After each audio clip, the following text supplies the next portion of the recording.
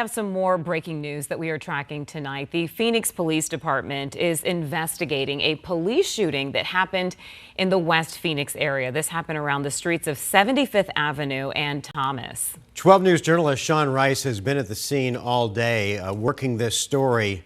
We definitely know that it is an officer-involved shooting. Officer-involved shooting, yeah. We don't know a lot more than that. We're waiting for police. They're supposed to have a press conference at any moment. If Sean is in the area, we know that the PIO for the police department is getting mic'd up right now. I can see that off camera. I'm wondering if you can hear us, Sean. Maybe you can give us a little background before we go to the latest on this case. Yeah, it looks like they're getting her mic'd up. But we did see in our earlier report in this neighborhood a big, heavy police presence. There seemed to be a blue vehicle that was blocked in. It was blocked in on all sides by police cars. Yeah, unmarked police cars there. And from what Sean told us in our first report, that the suspect inside that car was shot by police and was transported to the hospital. So we are being told right now that our reporter's microphone has now been placed on the PIO there for Phoenix Police, and they're basically just waiting to get her set up so that she can start talking to the media. And it looks like that could be happening here in just a moment. But again, we're talking about a officer-involved police shooting that happened in West Phoenix. Let's go right now to the PIO on this investigation. Yeah, guys, we're about to hear from Sergeant Lorraine Fernandez with the Phoenix Police Department here in a moment. 1 second. No, you're good. You're good.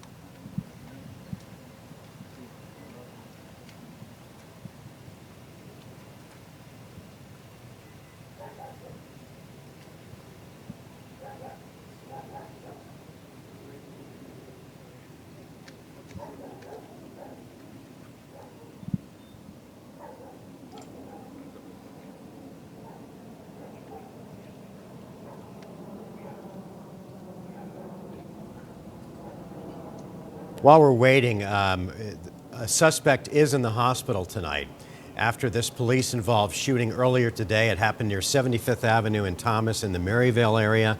We're awaiting the latest update from Phoenix Police, and it looks like they're ready to go.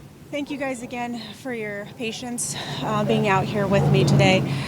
So today, regarding this officer-involved shooting, we had our fugitive apprehension detail out here, and they were locating an adult female that had a warrant that was in relation to a homicide. As they made contact with her, they did pin the vehicle in. She was the driver in the vehicle. She did have an adult male passenger inside the vehicle. Our officers negotiated with the adult male to exit the vehicle, and he complied and did exit the vehicle safely. Officers continued to negotiate with the woman inside the vehicle. However, she was not compliant.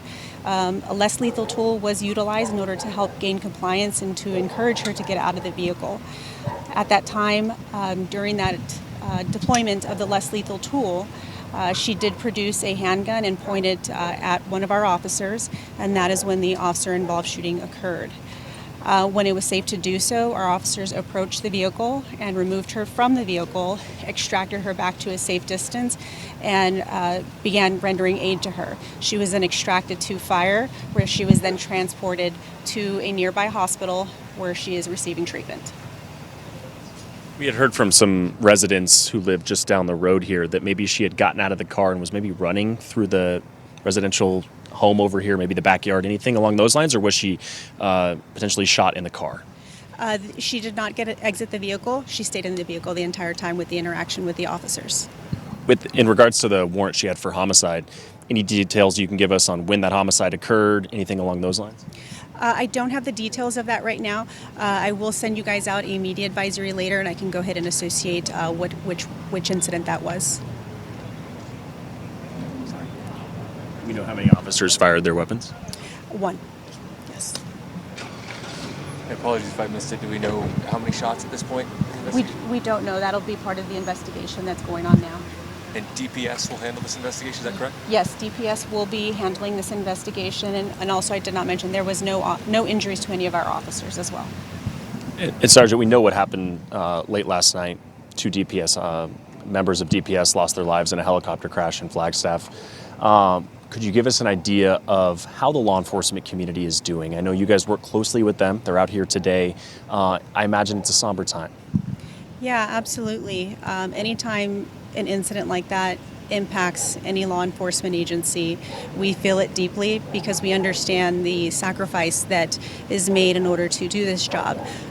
We are extremely passionate for what we do, and in order to provide a safe community, officers are out there day in and day out.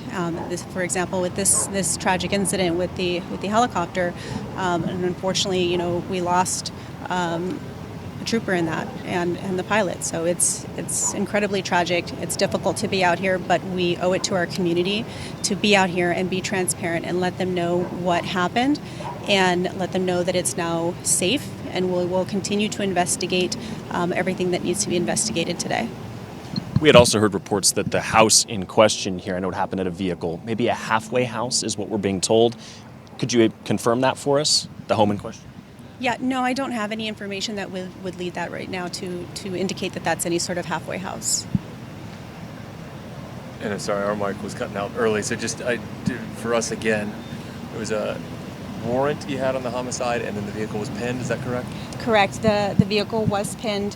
The officers were wearing their vests with clearly marked Phoenix Police placards, and they continued to give her commands. Like I said, the adult male in the vehicle did comply with the officers, and he did exit the vehicle and was safely pushed to the side in order to continue addressing the female. At that time, they used the less lethal tool in order to encourage her out of the vehicle. And that's when she produced a handgun, pointed it at the officer, and that's when the officer-involved shooting occurred. In the FAID unit, you mentioned they may be plainclothes, but they're clearly labeled, correct? Absolutely, yes. They do have more of a plainclothes look to them. However, their vests that they wear have very large within policy placards that clearly label them Phoenix Police. And I'm not sure if you said this before, but as far as the medical condition of the victim, not the victim, sorry, the suspect, do you have any information as far as the medical condition? When she was transported, it was life-threatening. I have not received an update since then. Once I do receive an update, then I can go ahead and let you guys know. But as of right now, I have not received an update. Have you released the identity of the suspect? No, That's not something that you're doing. not as of right now. Yeah. And do we know the experience of the officer who fired their weapon? Is that something you're able to release at this point? As far as like the length of time of service, I don't know right off my hand now. When can we expect another update? I will be going back and working on a media advisory for you guys, and just give me maybe a couple hours and I can get that out to you guys as soon as I can. Of course. Any other questions? Nick. Yeah, so Mark and Kribe, we just heard from Phoenix Police. To give you a little bit of an idea of a timeline here, I know the sergeant mentioned it, but we believe this happened about 3:45. Some residents informed me of that. Maybe we can take some Sky 12 video, guys. Can we pull that up? Just to give our viewers a better idea of what this scene looked like. Multiple unmarked, as you heard, fugitive apprehension units boxing in a sedan in front of a residential home here in the Maryville area, 75th Avenue and Thomas, just east of Desert Sky Mall. As you heard the sergeant describe there, a female was non-compliant even after less lethal force was used. That is when the officer-involved shooting happened. So again, I talked to multiple neighbors here in this area. They described it as a very chaotic situation, as these always are. These are members of law enforcement doing their job, keeping a community safe, and clearly this woman, at least according to Phoenix Police, was not compliant. And that is when the shooting happened. So as you heard just a moment ago, we should get some more at least detailed information, potentially an update on that suspect's condition this evening. But right now, life-threatening injuries at the hospital. Also important to mention, no officers injured. From what we were told early on, no officer injuries, no officers killed. Very thankful that that is the case, especially as I mentioned, this is a time where our law enforcement community here all across the state is hurting because two members of Arizona DPS lost their life in a helicopter crash in Flagstaff late last night. We'll send it back to you guys. All right there. Sean Rice covering some breaking news for us of an officer-involved shooting there in West Phoenix at 75th Avenue and Thomas. He'll work to get more information, in particular the details of that warrant that this woman was wanted on homicide for. Yeah. All right. Sean, thank you. Well, the Guthrie family has released another video speaking to their mother's abductor. The video is from Savannah's brother, Cameron. Take a listen. This is Cameron Guthrie. I'm speaking for the Guthrie family. Whoever is out there holding our mother, we want to hear from you. We haven't heard anything directly. We need you to reach out, and we need a way to communicate with you so we can move forward. But first, we have to know that you have our mom. We want to talk to you, and we are waiting for contact. So he's referring to a 5 o'clock ransom deadline that came and went, and this is on the heels of that emotional video from Savannah Guthrie and her sister last night, pleading for the release or at least some proof of life of their mother. They restated to the would-be kidnapper that they're ready to talk, they're willing to talk, knowing that this deadline of 5 o'clock was coming. That came and went, so now the brother tapes a separate message and says, look, here we are, we're ready to talk, you need to contact us, and we need to know that our mom is still alive. Yeah, and the problem seems to be that the ransom note was sent directly to the media, not directly to the family, and they haven't been in contact with the family as far as we know. So, they're just saying, if this ransom letter is real and it's out there and you do want to communicate and negotiate this, we're ready to do it because we'll do anything to get our mom back. And what happens now that 5 o'clock has come and gone for this ransom note? Yeah. You can just imagine this terrible feeling of frustration that our mom is missing and whoever has her is not communicating with us. Yeah, and it's already been almost 5 days now since she was taken. The search continues after she was reported missing, taken from her home against her will on the early morning hours of Sunday. And at a news conference earlier today, police said they still don't have any suspects as they continue to ask the public for help. And we're going to start today by announcing a $50,000 reward for information leading to the recovery of Nancy Guthrie and or the arrest and conviction of anyone involved in her disappearance. To anyone that may be involved, do the right thing. This is an 84-year-old grandma. This is an 84-year-old grandma that needs vital medication for her well-being. You still have the time to do the right thing before this becomes a much worse scenario for you. Please return Nancy home. Yeah, and as you just heard there, enticing someone with any information to come forward with now a $50,000 reward as they continue their search efforts to bring Nancy home. Also at the press conference today, authorities gave a detailed timeline leading up to the time that Nancy Guthrie disappeared in Tucson. Gabriela Becerra is in Tucson tonight with more.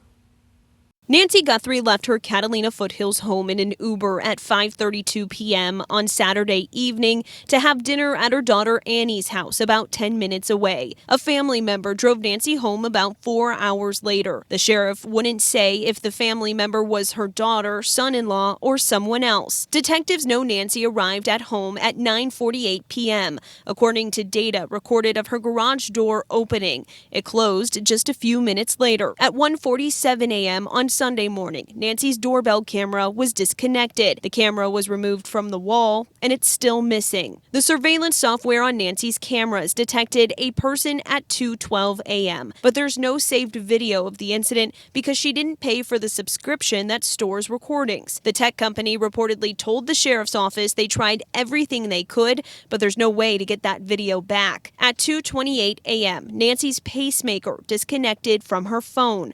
Her phone, wallet, and keys were found inside her house. Family arrived at the home about 9 hours later at 11:56 a.m. when friends were concerned Nancy didn't show for church. 7 minutes later, they called 911. Now, as for the police presence at Nancy's home yesterday, authorities say the FBI wanted to take a look after DPS had finished processing the scene. The sheriff's also staying quiet, though, on any evidence that was found at the home, saying that they are trying to protect the investigation. For continued coverage on the search for Nancy Guthrie, stay tuned to 12 News. As the search continues for Isabella Comas, police have released new photos of their person of interest. It's her boyfriend, 39-year-old Tommy Rodriguez. These photos were taken between when Comas disappeared and when cops found her car. Anyone with information is asked to contact the police. And up north in Flagstaff, late last night, just a horrible situation. A DPS helicopter crashed, taking the lives of all on board. And as law enforcement agencies grieve the loss of two of their own, we take a look back at what happened. The deadly crash, taking the lives of two Arizona DPS troopers. This is the view of the crash site from Sky 12 earlier today. During a news conference, we learned the helicopter was responding to an active shooter situation with a domestic violence suspect who was described as a career criminal. He was hopping from roof to roof, firing at officers with a semi-automatic rifle. Here's the incredible next events that I think are just shocking to a lot of us. What occurs over the next 2 hours in this residential community is the Flagstaff Police Department, the Sheriff's Office, Coconino County Sheriff's Office, and the Department of Public Safety attempting to bring safety and peace to this neighborhood. So from just after 8:30 till almost 10:20, our officers were involved in numerous gun battles with this individual, with dozens and dozens of rounds being fired. The helicopter was providing critical air support for the officers on the ground who were being shot at when it went down. The identities of the pilot and a trooper paramedic have not been released. Neither the suspect in the case, neither has the suspect's name been released. We have crews following both breaking news stories and will bring you the latest as it develops throughout the evening. And for the first time, we're hearing from people who say that their neighborhood was turned into a war zone on Wednesday night. First, the gunfire between police and this domestic violence suspect, followed by a sound that they will never forget. The DPS helicopter going down near the railroad tracks. 12 News journalist Kyle Simchuk spent time in that area today and talked to people who saw it all unfold. Calm, quiet, and family friendly. That's how some neighbors describe the area along South Mark Lane in Flagstaff. Very nice. For the most part, quiet. But Wednesday night, all of that changed in an instant. When I heard the entire clip come out of that person's gun, like he fired off the whole thing. Kathleen Pike knew right away it wasn't fireworks. No, that was just crazy. So I thought something was going on. You could hear a little, I opened the front door a little bit, you could hear some yelling going on. Just a few streets away, Jimmy says the scene outside his home quickly filled with flashing lights and officers. The first thing, when it all started, first off, we heard a loud boom. And then shortly after that, we saw 3 regular local police department officers zoom past. 2 of them went into our trailer park right here. And then 1 came off of here off of Mark Lane. Within minutes, he says law enforcement from multiple agencies surrounded the area. This was like the epicenter, like literally right in front of my house. Police told neighbors to shelter in place as they searched for an armed domestic violence suspect believed to be hopping roofs. I'm not a gun owner, but now I want to be. Overhead, a DPS helicopter circled with a spotlight. I'm like, yeah, this is getting big. That's when I went inside. Then came a sound neither neighbor can forget. What I heard was like a rolling, it sounded like rolling thunder. That's all I could explain it as. And it was like boom, and it was it was just, you could hear it, man. I didn't know what that was at all. Officials later confirmed the DPS helicopter went down, killing the pilot and a trooper paramedic on board. I'm just really grateful that none of my neighbors was in the path of a stray bullet, and it's tragic about the helicopter that's trying to help. I just want to pray, just everyone, if you could pray for these families of the lost folks. Pray for this fellow that lost his mind last night. I mean, the world's gone mad. We're also learning more about a separate deadly plane crash that happened in Yavapai County last night. The FAA confirming only the pilot was on board. While we still work to find out the identity of that pilot, Yavapai County sheriffs say the plane went down about 2.5 miles north of the airport, which is just north of Prescott Valley. The crash happened shortly before 8:30 last night. As soon as we get more information, we will share that with you. And as we close in on the weekend, the weather could be, it really couldn't be much better than it already is right now. Meteorologist Lindsay Riley is joining us once again with our weather impact forecast. And Lindsay, how long is this nice weather going to last? Well, a few more days of 80s as we go over through the weekend. We'll be seeing daily highs in the 80s. Today, we topped out at 79 thanks to some of those clouds that moved in during the afternoon. Still very mild out there for February, 74 degrees at 7:20 in the evening. It's 36 at the Grand Canyon, 52 degrees in Sedona. You can see some of those clouds. The green that you see, the rain is not making it to the ground, but we're just dry across the lower deserts. But these clouds will start to move out during the day tomorrow. So tomorrow will feature some sunshine, partly to mostly sunny for round 2 of the WM Phoenix Open. Temperatures will start off in the 50s, getting to a nice 71 degrees by late morning. And we'll have a couple hours during the afternoon of low 80s between 3 and 5. Wind really not a factor out on the golf course tomorrow. It'll be out of the southeast at about 5 to 10 miles per hour. Across the rest of the state, it's going to be dry, beautiful Friday with above average temperatures. 64 for the high in Payson, 67 in Sedona. Quartzsite tomorrow at 80 degrees. For the rest of the WM Phoenix Open, upper 70s to low 80s in Scottsdale. Gorgeous weather, light wind speeds each afternoon for the rest of the tournament, and morning temperatures will start off in the 50s each day and then will rise into the 70s and 80s for the afternoon. A bit of a pattern shift though next week. We are looking at cooler temperatures to move in and some rain chances. Those rain chances starting as early as Tuesday for the high country, a little bit later in the week for the valley. Only a small uptick, 20% at this point by next Thursday and Friday. So the valley mostly going to see a cool down, whereas the higher elevations have a better chance at some moisture through next week, southeastern Arizona and northern Arizona. Nonetheless, we'll have a slight chance here in the valley. As far as the warmth is concerned, those 80s, they stick around through Sunday. Next week, we'll have a steady decline in our temperatures, and we're actually going to bottom out in the 60s for highs next week. On Thursday, a high of 67. Gorgeous weekend ahead, though, for the high country. Mix of sun and clouds Friday, Saturday, and Sunday. No rain, above average temperatures, light winds. In fact, we'll hit 70 in Sedona by Sunday, and we'll even be in the upper 60s along the rim, and the White Mountains in the low 60s this weekend, while the valley will stay in the 80s right on through Sunday. So here's a look at our Flagstaff 7-day. Rain chances there peaking at 40% on Tuesday. Colder next week, some low 40s for highs by Wednesday and Thursday. Here in the valley, we're in the 80s through the weekend, and then a steady decline in our temperatures with very small rain chances by the latter half of next week. Caribe? All right, Lindsay, thank you. The Foundation for Blind Children hosted their annual Snow Day today. It's for children in preschool and elementary school. Can you throw it to me? 1, 2. Yay! Look at you. Here you go. The event starts with 4 tons of snow being shipped in before the kids get to play in it. And for some of them, it's the first time that they get to experience things like sledding and snow angels, all in a safe and controlled environment. The snow allows them to experience the cold, the wet, the mushy, and then also experience going downhill, sledding. We also help them to experience, like, what does the snow look like and how do we describe it, you know, by touch, by feel, by smell, and bringing in all the other senses for the children. Well, speaking of snow, the Olympics are less than a day away. That's right, and that means that one very important item has finally found its way to Milan. The torch made its last stops before the opening ceremony, today arriving at the office of the Winter Games sponsor office. The visit came on the 60th day of its trip. That is a long trip.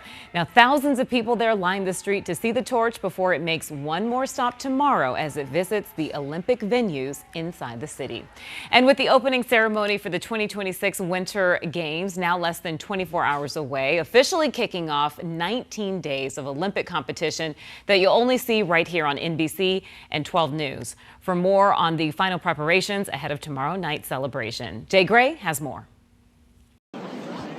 On the eve of the opening ceremony, the excitement is really building. Really, you can just feel it. and all signs seem to indicate Northern Italy is ready for these games to begin. Venues are ready. It's been done incredible work in the last few weeks, and it will be astounding. And you will notice that.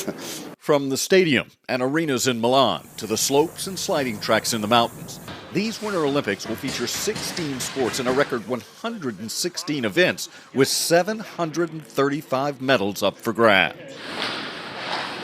Team USA hoping to bring home its share and more with the largest American presence ever in a Winter Games, 232 athletes, and at least one famous friend snooping around Milan who says the gold, silver, or bronze won't necessarily define the winners here.